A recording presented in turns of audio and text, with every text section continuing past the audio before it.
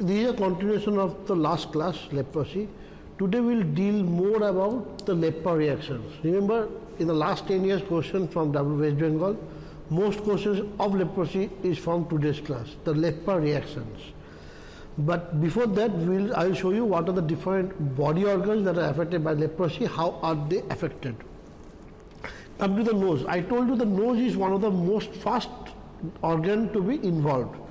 In the nose we have perforation of nasal septum and increasing discharge of nasal cartilage causing nasal collapse. Here you can see like this, the whole nose is collapsed. What about the mouth, pharynx, larynx? Their papules may appear and the parietal nodules are likely to ulcerate and the parietal may become perforated and it may connect to the nose. The upper incisor teeth may be loose or missing, forming part of the skull changes which is called as facies leprosa. This is an important short note for all of you. Fibrotic form, the vocal cords become immobile and this causes hoarseness of the voice. In ulcerative form, there is thickening, nodulation and ulceration of laryngeal mucosa, causing pain and hoarseness of voice. Later, the glottis becomes increasingly narrowed and stridor may have to be relieved by tracheotomy. In both forms, the cough has a peculiar hoarse quality. See, here you can see the perforation.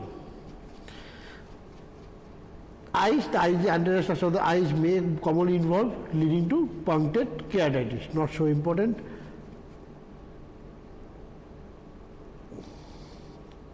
Okay, damage to the fifth cranial nerve leads to corneal anesthesia, which renders the eye injury prone. Injury and lack of prompt treatment reproduce corneal ulceration. Involvement of the seventh cranial nerve leads to facial palsy and inability to approximate the eyelids, that is called as lack of thalamus, especially when associated with corneal anesthesia, causes exposure keratitis, a condition in which the cornea becomes vascularized and opaque. If neglected, blindness may ensue. So this is unilateral lack of thalamus. Can you see?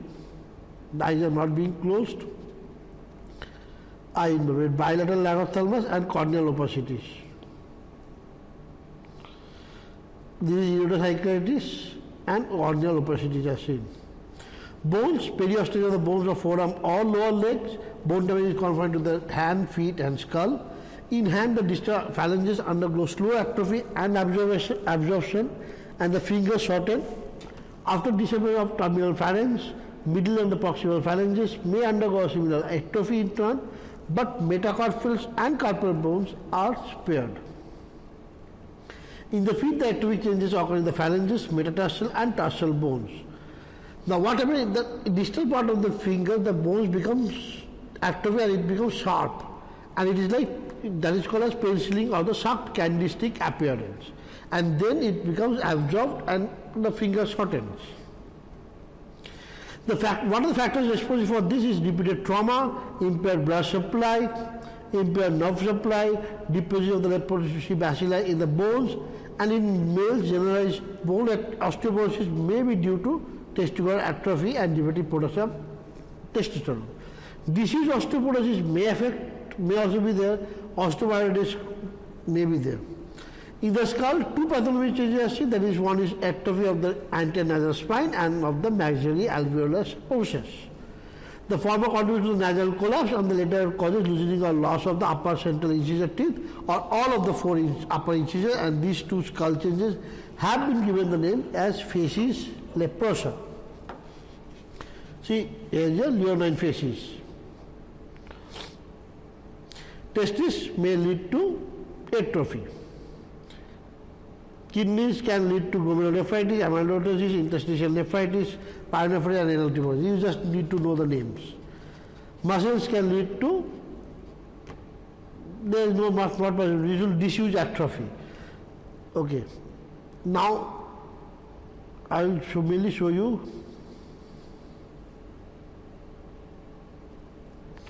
the reaction. We have already told you about the tubercular leprosy on the borderline, so no need to go through this.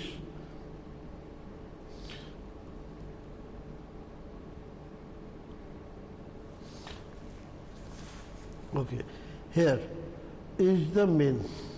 What are the cardinal signs of leprosy? First is the diminution or loss of sensation in a typical skin lesions or in an area supplied by one of the peripheral nerves typically affected in leprosy. Enlargement and or tenderness in a peripheral nerve typically affected in leprosy, and the finding of acid fast bacilli in smears. Now coming to Lepra reaction. These are the reaction states. Now what happens is that type 1 reaction, there are two types of reaction, type 1 and type 2. Type 1 is a delayed hypersensitivity reaction, which is type 4 hypersensitivity reaction that you will study in your pharmacology also, microbiology. Antigen from breaking down leprosy bacilli reacts with T lymphocytes, and this associated with the rapid change in cell-mediated immunity. It is typically seen in borderline patients because of the immunologist instability. Now what happens is that I have told you, we have 5 stages, tuberculoid and lepromatous in the two ends. This is body with the least immunity, this is the body with the strongest immunity. In between we have borderline tuberculoid, here is borderline lepromatous and mid-borderline. Now in these 5, this reaction is occurring in the middle two, that is borderline tuberculoid or borderline lepromatous. Now these patients, the immunity is varying. So the immunity may increase or decrease. Now if the immunity increases, the borderline lepromatous will slowly go from borderline lepromatous to mid-borderline and to tuberculoid. So this may result into type 1 reaction. Now sometimes the immunity will decrease in the patient. So in those cases, the borderline tuberculoid patients will go from there to the borderline lepromatous. It will slowly downgrade because the immunity is decreasing, the bacilli will increase in the body. And these two, this is downgrading and that is upgrading. These two causes of the type 1 lepromatous reaction. So this is what is a cell-mediated immunity. And as in the patient on the treatment, now when the patient is on the treatment, the immunity will increase. So the mid-lepromatous reaction, the patients will slowly go from there to mid-borderline and then to borderline tuberculoid. So this reaction initially, when the patient, we start the patient on medication, the immunity increases, and within 1 month of starting the treatment, we will see this type of reaction in not all the patients, in few patients. On the other hand, if the reaction is associated with a reduction in immunity, we speak of downgrading reaction. That is from borderline tuberculoid to the borderline lepromatous area. The most likely time for upgrading reaction to occur is during the first 6 months of the treatment, but longer intervals have been recorded with borderline lepromatous reaction patients. Clinically, the most prominent sign is a rapidly developing stage in the appearance of some or all the skin lesions. They become erythematous, more prominent, shiny, warm to touch and resembling erysipelas. So the lesions is, the patient will come and tell you, I started on medication, but after a few months I saw the lesions become more painful and more reddish and they are more visible. So then when the patient tells that the lesions are becoming more visible, more reddish, immediately you should think of type 1 reaction when the patient is on treatment. Sometimes necrosis supervenes with breakdown and ulceration. Lesions discommate as they subside. Systemic disturbance such as malaise and fever is unusual, but non-involvement is very common. The patient will feel that after taking the medication, his condition is worsening. But you have to counsel the patient properly. Rapid swelling of one or more nerves with pain and tenderness at the site of nerve swelling, usually where the nerve is more superficial. Sometimes pain is referred to the region of the skin which is a sensory nerve or a mixed nerve supplies. More serious is motor disturbances, where the nerves at risk are ulnar, the lateral popliteal and the facial. Now ulnar can lead to claw hand, lateral popliteal can lead to drop foot and the facial can lead to facial palsy. These palsy are likely to be permanent if neglected or incorrectly treated, but we recover with correct or prompt treatment. So as soon as you see a patient of this reaction, you should treat the patient promptly, because once the nerves are fully damaged, there is no way it will come back. We know that. And the associated manifestation is edema of the hands, feet and face, mainly the feet. First patient will complain that my leg are swelling. Sometimes all the sides are involved or rarely one foot or one hand. So see, borderline tubercular leprosy, the lesions are becoming more prominent and the thicker greater auricular nerve. See, we can see the whole lesions become boggy, red and swelled up. Massive swelling. So it is a type 1 reaction. We see tenosynovitis of the hand. See, all the lesions, this is a typical reaction that we see.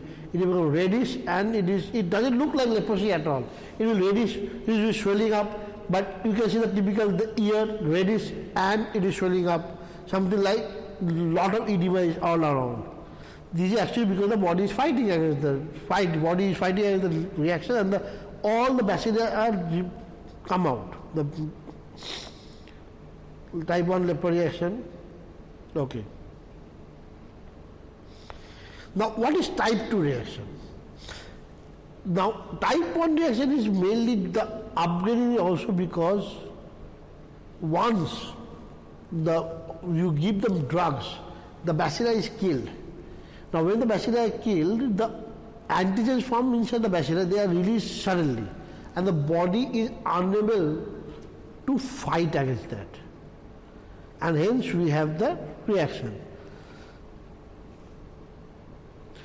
What is type 2 reaction is not associated with alteration in cell-mediated immunity as it is an immune complex syndrome, an antigen-antibody reaction involving complement and thus is a humoral antibody response. It is an example of type 3 hypersensitivity reaction. It occurs almost exclusively in lepromatous leprosy, that is LLP and LLS, or occurs in the borderline lepromatous. The key difference is no changes whatsoever in the appearance of the leprosy lesions, even though the history base is some evidence anyway, but we see crops of brightly erythematous nodules which come and go. So it looks like erythema nodosum. That's why this reaction is also called as EN-like lesions, erythema nodosum-like reactions. Systemic is usual and the patient may become febrile and toxic. Remember, in type 1 reaction, fever and toxicity is not so easily seen, but in type 2 reaction we see a lot of fever and toxic reaction. Unlike upgrade reaction, when it occurs in relation to therapy, this is very unusual for it to occur during the first 6 months of therapy. It tends to occur later during the course of treatment when the skin lesions disappear and all or most of the bacteria in the skin are granular. Erythematous patients' lesions are brightly erythematous, slightly raised nodules or plaques, vary well in size but usually small, and if multiple tends to distribute bilaterally and symmetrically. They are often tender, warmer than the surrounding skin and blanched with light finger pressure. The defect clinic from the type of erythronodulism seen in the conditions such as tuberculosis, sarcoidosis and acute erythronodulism by the fact that they are evanescent, means they come and go. They don't stay in a particular place, and they can be not very numerous. In other ways, tuberculosis, sarcoidosis and leprosy, we don't see so much of EN like lesions and can occur in the region of the skin other than the lower legs.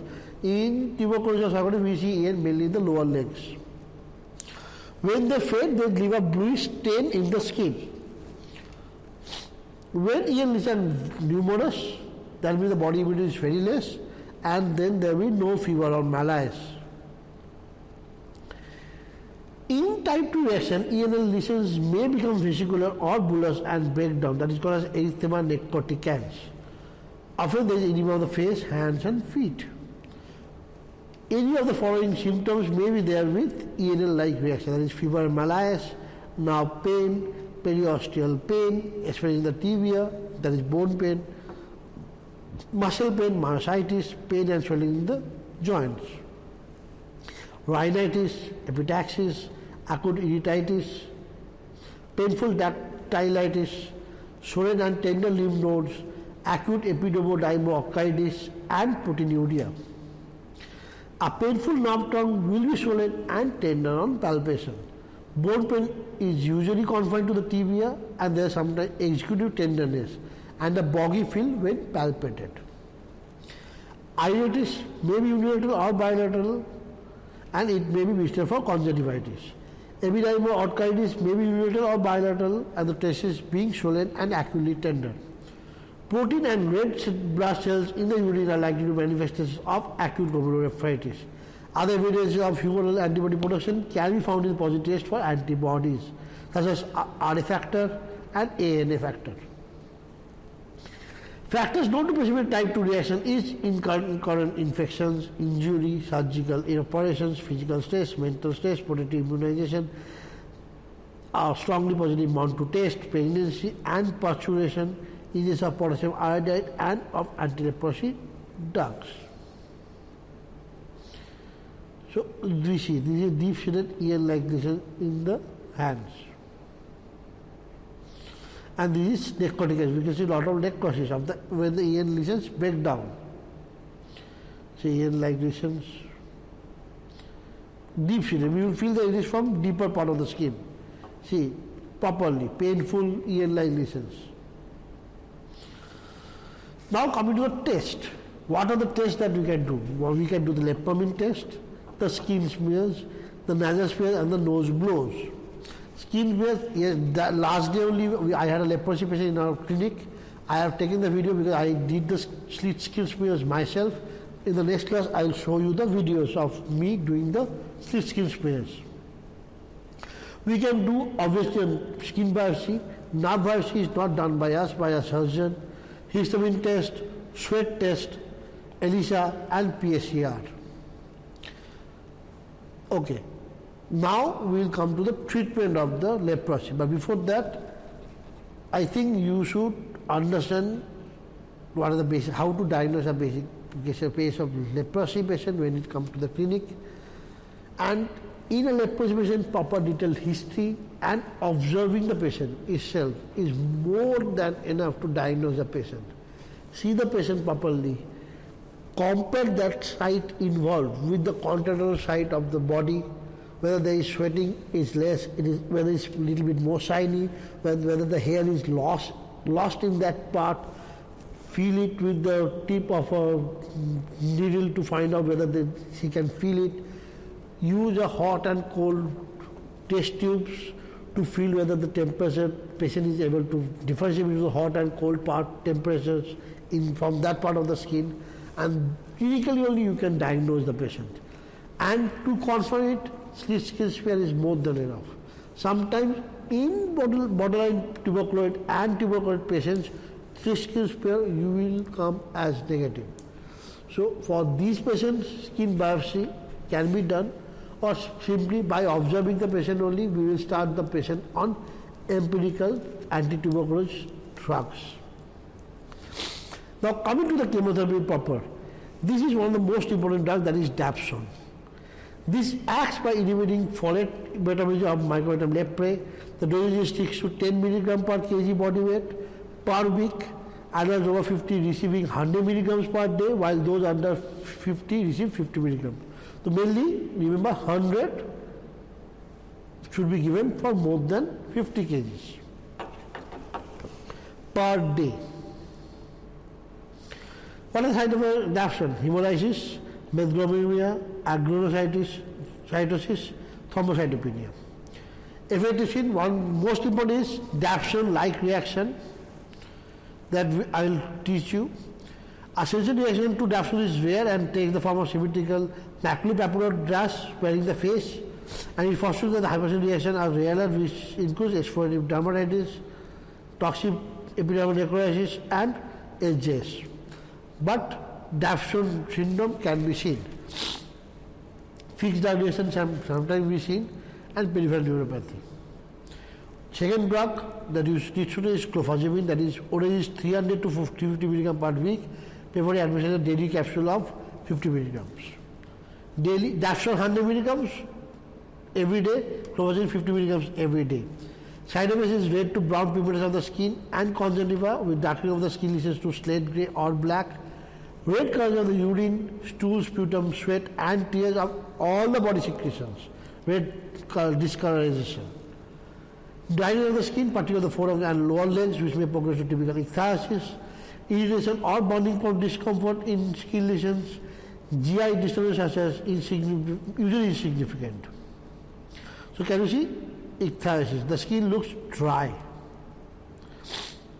See, skin dry and the scrotal skin also involved. And this third drug and the most important drug is rifampicin. Now this is the previous two drugs are bacteriostatic, means doesn't make the bacteria grow. But this is the only bactericidal, it kills the drugs. We should give rifampicin, normally we give 1 dose every month. After the first dose of rifampicin, about 99% of the bacteria is killed off. It is a highly potent bactericidal drug, and it is likely that its rapid action in killing M bacteria is due to inhibition of RNA synthesis. 600 satisfactory all doses. The person weighing less than 35 kg can receive 450 milligram. It should take it at least 30 minutes before food if it has the full effect. So rifampicin is given before food.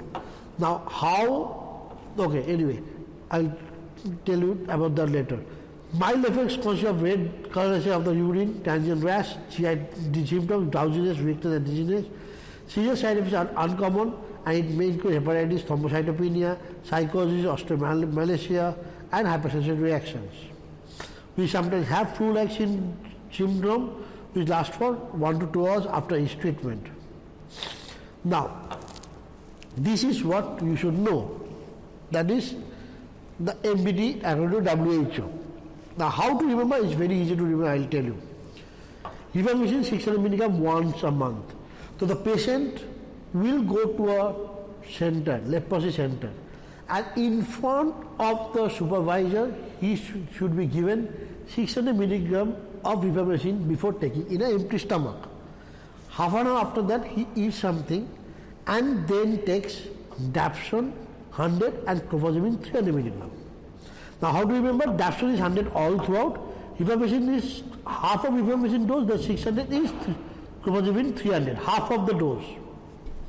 Now, rest of the days, then the patient will take the entire month's dose and go back home. And rest of the days, he will take dapsone 100 mg as usual, and clofazimine half of the 100, that is 50 mg. The clofazimine is always half of first rifampicin in the first day, and then half of dapsone, that is 100 mg, 50 every day. That's how you remember. And this treatment should be given for at least 2 years, and be continued if the possible up to smear negative. When the smear is not negative, found negative. Okay. Initially, what happens? We used to treat the patient according to multibacillary leprosy or possibacillary.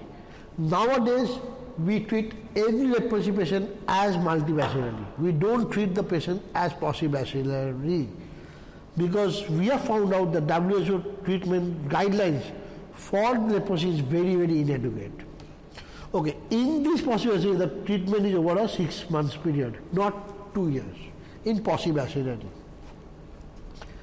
So this is a lepromatous patient. We see the leonine faces look like a lion, and we see multiple nodules of lepromatous leprosy, and before multi-drug therapy and after multi-drug therapy. We see the lesions have decreased.